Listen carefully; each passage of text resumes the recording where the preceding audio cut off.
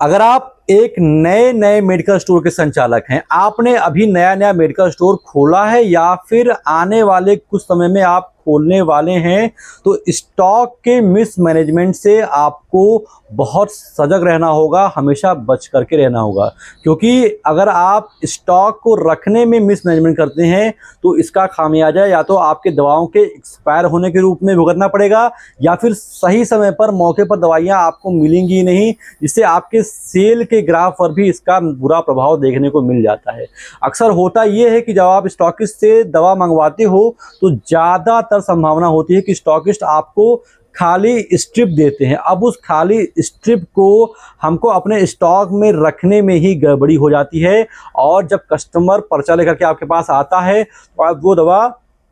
खोजते खोजते परेशान हो जाते हो, आपको मिलती नहीं है और कस्टमर आपका चला जाता है। इसको हम बोलते हैं एक गंदा स्टॉक मैनेजमेंट। अब आपको करना क्या है, इसका सलूशन क्या है, ये आपको मैं 2 मिनट के अंदर समझाने का प्रयास करूंगा। देखिए, सबसे पहली चीज़ आप कर सकते हैं कि जब आप स्टॉकिस्ट को फ़ोन पर ऑर्डर दे रहे हो तो उसी समय आप फ़ोन पर उनसे रिक्वेस्ट कर लें कि सर, मैं आपको 3 पत्ते, 4 पत्ते, 5 पत्ते जो भी ऑर्डर दे रहा हूँ, आपसे अनुरोध ये है कि आप प्लीज़ उसका डिब्बा भेज दीजिएगा ताकि मैं उसको अच्छे तरीके से अपने रैक में लगा पाऊँ और मुझे खोजने में आसानी हो। बहुत हद तक संभावना है कि स्टॉकिस्ट आपको डिब्बा दे दें, लेकिन अगर आपको वो डिब्बा नहीं दे पाते हैं तो ऐसे स्थिति में आपको क्या करना है, यहीं पर सारा खेल शुरू होता है। अगर स्टॉकिस्ट ने आपको डिब्बा नहीं दिया तो सबसे पहली चीज़ आपको करनी ये है कि आपको खुद से डिब्बा बनाना है, वहाँ पर उस दवा का नाम लिखना है और तुरंत बिना कोई कैजुअल अप्रोच जो है वहाँ पर रखे, आप तुरंत ही उस स्ट्रिप को उठाइए और उस बनाए हुए डिब्बे में रख के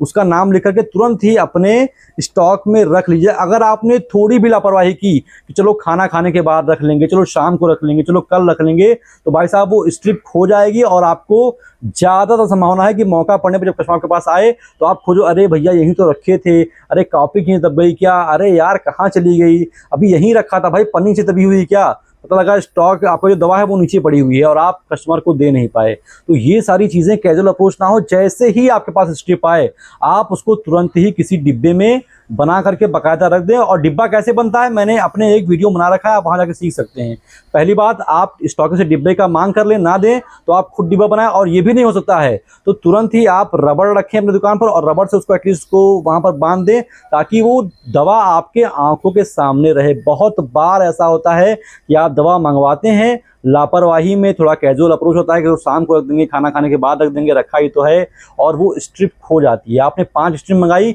एक स्ट्रिप नीचे गिर गई, दब गई, रैक के अंदर घुस गई, पता लगा वो एक्सपायर ही हो गया, आपको नुकसान ही हो गया। तो ये चीज़ें ना हो, इसलिए मैं आपको पहले से सतर्क कर रहा हूँ, क्योंकि ये चीज़ें आप तब जान पाते हो जब आप इस चेयर पर बैठते हो। इस